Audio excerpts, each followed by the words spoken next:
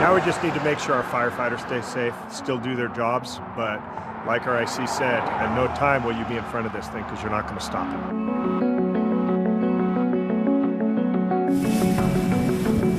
Firefighters battling out of control flames, desperate to keep the Caldor fire from taking over South Lake Tahoe.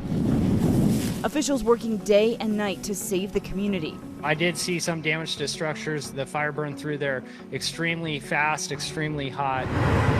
Evacuation orders expanding into Nevada as the relentless fire barrels through the dry terrain, burning nearly 200,000 acres and just 18% contained. To give you an idea of the kind of terrain these firefighters are dealing with, you see that incredibly steep hillside there, and all of those trees sort of clustered together on fire at the same time. So those fire-damaged trees falling over is a huge concern for firefighters. The governor calling the Caldor fire the state's #1 priority as 100-foot flames are burning within miles of the city center.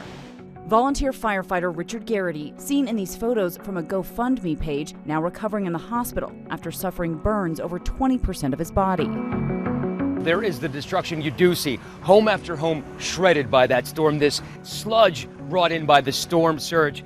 A walker left in someone's haste to evacuate. And then there's what you don't see. Thousands of square miles without power. Hundreds of thousands without ability to power their fridges, their air conditioners, their fans, their medical devices.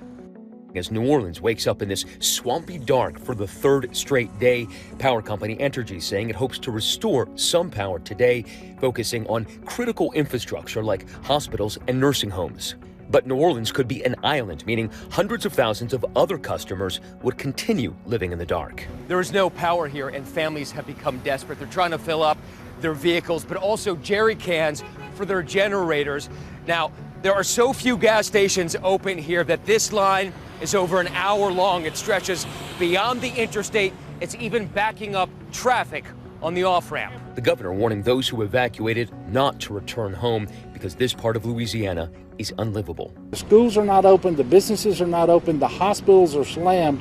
There's not water in your home, and there's not going to be electricity.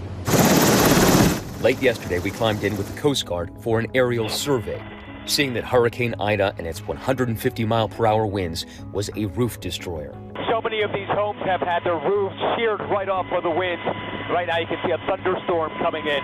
Town after town after town battered and swamped. What looks like minor destruction from up here is probably devastating for the folks who live there. The hardest hit, Grand Isle. Not only is it swamped, a couple of feet of water down there, but every single house is damaged. Officials saying the barrier island is uninhabitable. 100% of the structures are damaged. 40% of the structures, they estimate, are either completely destroyed or maybe just a wall standing up on that building.